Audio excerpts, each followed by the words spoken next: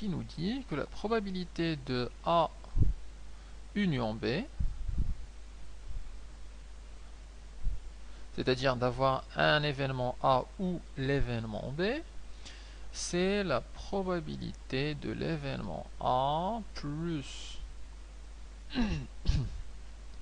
la probabilité de l'événement B moins la probabilité de l'intersection des deux.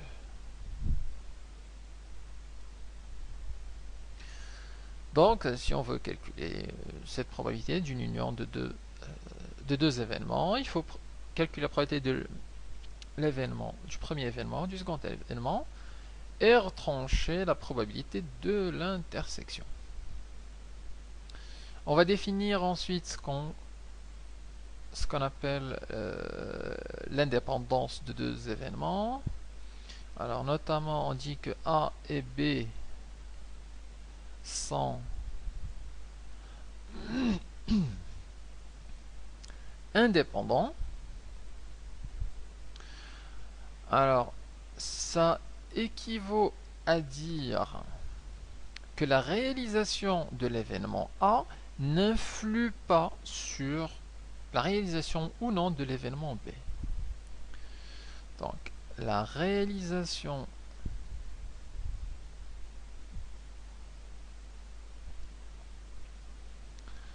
de l'événement A,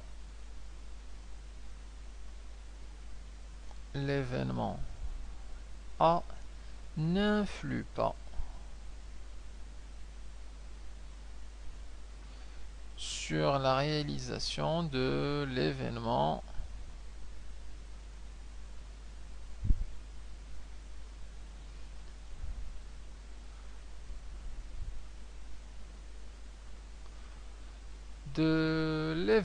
B. On a aussi une équivalence avec un produit de probabilité. Ça veut dire aussi que la probabilité de A inter B, c'est égal à la probabilité de l'événement A multiplié par la probabilité de l'événement B. Et c'est un moyen qu'on peut utiliser pour montrer que A et B sont indépendants. En calculant P de A inter B d'un côté, en calculant P de A et P de B, et de vérifier si on a cette égalité. Si l'égalité est vraie, alors les événements A et B sont indépendants. Alors je voudrais donner deux exemples d'événements indépendants ou pas. Par exemple, l'événement aimer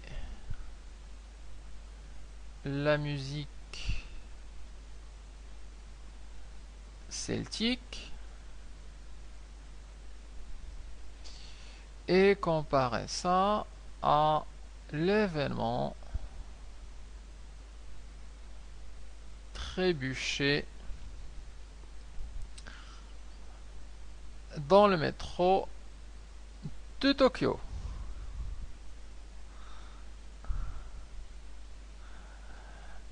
Donc, chacun des événements a une probabilité. Il y a une probabilité d'aimer la musique celtique, on peut calculer ça. La probabilité de trébucher dans le métro de Tokyo, on peut calculer ça. Mais on voit tout de suite et clairement que ces deux événements sont complètement indépendants. Donc l'un ne peut quasiment pas influencer le second. Alors comparer ces deux événements indépendants à deux autres. Par exemple, l'événement travailler comme agent secret pour Sa Majesté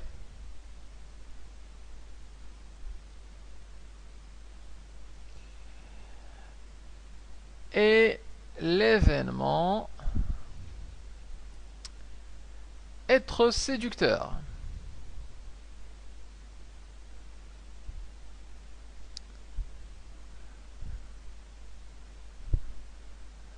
et les amateurs de James Bond verront tout de suite le rapport. Donc ce sont deux événements qui, a priori, on peut dire, l'un influence, ou plutôt le premier influence l'autre, le second.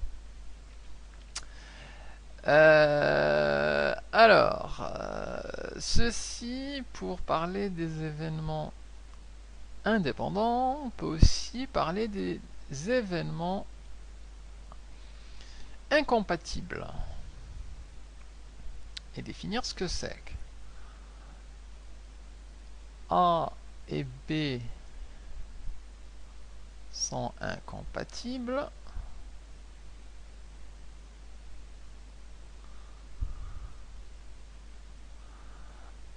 Incompatible.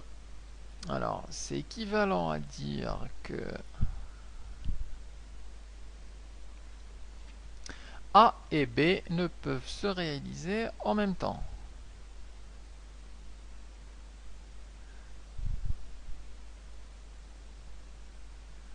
Ne peuvent se réaliser en même temps ou simultanément.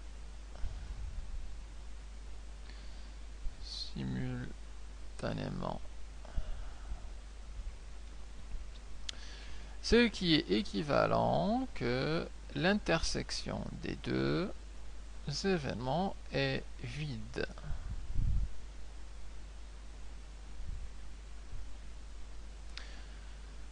On peut donner des exemples d'événements incompatibles. Alors le A inter B égale à ensemble vide, ça nous fait tout de suite penser à l'événement A et A bar. A et A bar. Du style, on ne peut pas être malade et en bonne santé en même temps.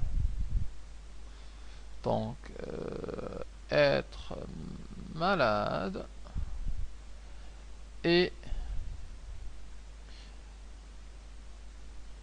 être en bonne santé.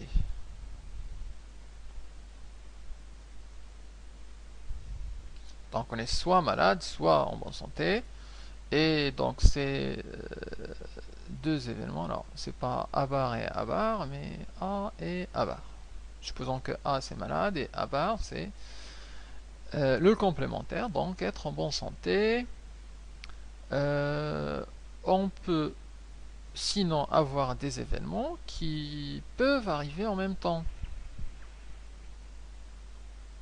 Par exemple, l'événement Alain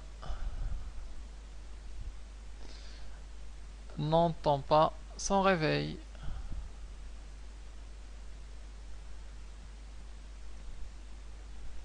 Alors ça c'est un événement. Le second événement serait son scooter ne démarre pas.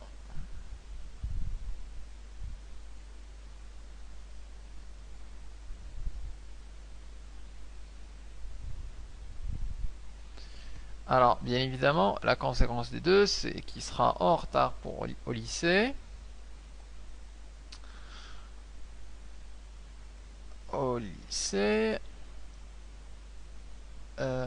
Par contre, les deux événements peuvent arriver en même temps. Donc, il peut ne pas entendre, il n'entend pas son réveil, et en même temps, son scooter qui est tombé la veille, il n'a pas démarré la veille, il a peu de chances de démarrer aujourd'hui aussi.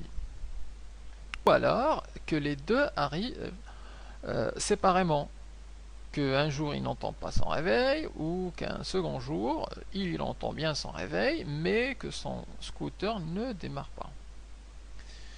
Donc c'est le cas d'événements compatibles, qui peuvent arriver en même temps, et donc leur intersection n'est pas vide. Alors, après les propriétés, il faut parler de la formule du binôme de Newton. C'est une formule qu'on utilisera pour calculer des identités remarquables au rang n. Alors c'est la formule du binôme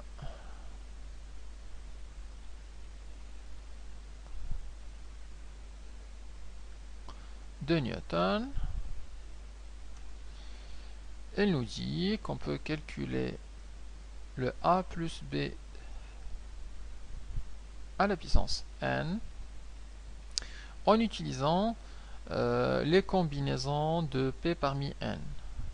Et notamment, cette expression, c'est égal à la somme pour p allant de 0 jusqu'à n de la combinaison de p parmi n multiplié par a à la puissance n moins p multiplié par b à la puissance p. Alors, concrètement, ça donne que si on veut appliquer ça à n entier, bien évidemment, n appartenant à n, a plus b à la puissance, allez, on va l'appliquer à la puissance 4. Alors a plus b à la puissance 4, c'est égal à, le premier terme c'est la combinaison de part de p égale 0, donc c'est entre 0 parmi n fois a à la puissance, on remplace p par 0, ça fait n moins 0, le n étant 4. Donc là, je dois mettre 4. Et ici, le n, c'est égal à 4. Le k, il va aller de 0, ensuite 1, ensuite... Alors, c'est pas le cas, je l'ai appelé P, donc c'est le P. 0, 1, 2, 3, 4.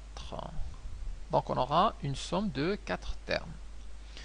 Donc, P égale 0, N égale 4, A à la puissance 4 moins 0 fois B à la puissance B à la puissance P, donc dans ce cas là c'est 0, plus, on passe là, P égale à 1, donc c'est 1 parmi 4, multiplié par A à la puissance 4 moins P, donc 4 moins 1, fois B à la puissance P, donc la puissance 1, plus 2 parmi 4 fois A à la puissance 4 moins P, donc 4 moins 2, multiplié par B à la puissance P, donc B à la puissance 2, plus 3 parmi 4, multiplié par A à la puissance 4 moins 3, fois B à la puissance 3, plus 4 parmi 4 fois A à la puissance 4 moins 4 fois B à la puissance 4. Alors, la combinaison de 0 parmi 4, ça c'est égal à 1. Donc on va le mettre ici, c'est 1 fois A à la puissance 4 moins 0, donc c'est A à la puissance 4. Le B à la puissance 0, ça fait 1. Plus la combinaison de 4 parmi 1, ça fait 4. Fois A à la puissance 4 moins 1, ça fait A à la puissance 3. Fois B à la puissance 1, c'est B. Plus, donc la combinaison de 2 parmi 4, donc 4 c'est 2, ça fait 6, fois A à la puissance 4 moins 2, 2, fois B à la puissance